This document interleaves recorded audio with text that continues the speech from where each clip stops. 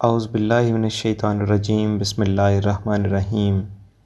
Urdu point 313 کے ساتھ ہم آپ کی خدمت میں ایک اور نئی ویڈیو لے کر حاضر ہوئے ہیں۔ آج کی ویڈیو کا عنوان ہے سلطان نور الدین زنگی۔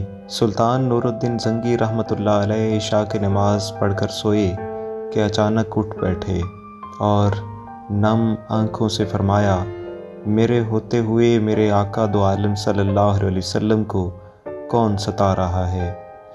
آپ اس خواب کے بارے میں سوچ رہے تھے جو مسلسل 3 دن سے انہیں آ رہا تھا، اور آج پھر چند لمحوں پہلے انہیں آیا، جس میں سرکار دو عالم صلی اللہ علیہ وسلم نے 2 افراد کی طرف اشارہ کر کے فرمایا کہ یہ مجھے ستا رہے ہیں۔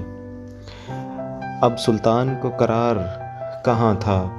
انہوں نے چند ساتھی اور سپاہی لے کر دمشق سے مدینہ جانے کا ارادہ فرمایا۔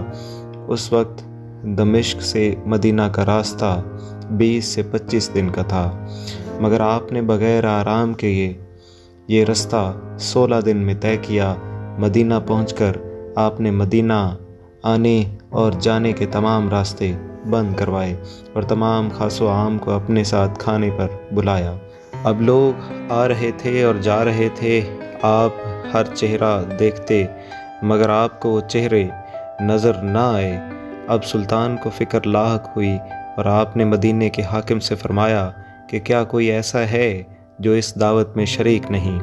جواب ملا کہ مدینے میں رہنے والوں میں سے تو کوئی نہیں، مگر 2 مغربی زائر ہیں جو روضہ رسول صلی اللہ علیہ وسلم کے قریب ایک مکان میں رہتے ہیں، تمام دن عبادت کرتے ہیں اور شام کو جنت البقیع میں لوگوں کو پانی پلاتے ہیں، جو عرصہ دراز سے مدینہ میں مقیم ہیں۔ سلطان نے ان سے ملنے کی خواہش ظاہر کی۔ دونوں زائر بظاہر بہت ہی عبادت گزار لگتے تھے۔ ان کے گھر میں تھا ہی کیا، ایک چٹائی اور 2-4 ضرورت کی اشیاء کہ یکدم سلطان کو چٹائی کے نیچے کا فرش لرزتا محسوس ہوا۔ آپ نے چٹائی ہٹا کے دیکھا تو وہاں ایک سرنگ تھی۔ آپ نے اپنے سپاہی کو سرنگ میں اترنے کا حکم دیا۔ وہ سرنگ میں داخل ہوئے اور واپس آ کر بتایا کہ یہ سرنگ نبی پاک صلی اللہ علیہ وسلم کی قبر مبارک کی طرف جاتی ہے۔ یہ سن کر سلطان کے چہرے پر غیظ و غضب کی کیفیت طاری ہو گئی۔ آپ نے دونوں زائرین سے پوچھا کہ سچ بتاؤ تم کون ہو؟ حیل و حجت کے بعد انہوں نے بتایا کہ وہ یہودی ہیں اور اپنی قوم کی طرف سے تمہارے پیغمبر صلی اللہ علیہ وسلم کے جسم اقدس کو چوری کرنے پر مامور کیے گئے ہیں۔ سلطان یہ سن کر رونے لگے۔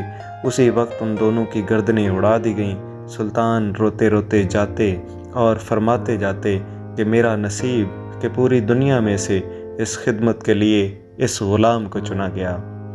اس ناپاک سازش کے بعد ضروری تھا کہ ایسی تمام سازشوں کا ہمیشہ کے لیے خاتمہ کیا جائے۔ سلطان نے معمار بلائے اور قبر اقدس کے چاروں طرف خندق کھودنے کا حکم دیا، یہاں تک کہ پانی نکل آئے۔ سلطان کے حکم سے اس خندق میں پگھلا ہوا سیسا بھر دیا گیا۔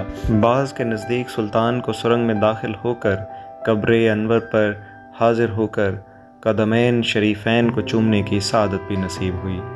واللہ عالم۔